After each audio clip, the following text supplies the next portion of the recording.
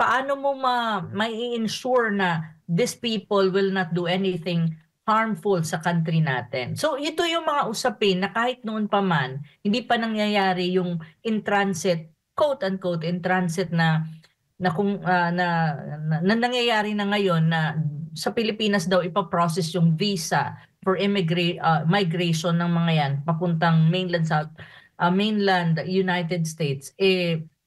Ito na yung mga sinasabi ko na mga um, possible issues at the same time yung tinatawag mong risk to our national security. Kasi mahirap yan eh. Nanggaling yan sa isang lugar na terrorist driven and even until now may terrorism pa rin na nangyayari. And at the same time, war-torn na country.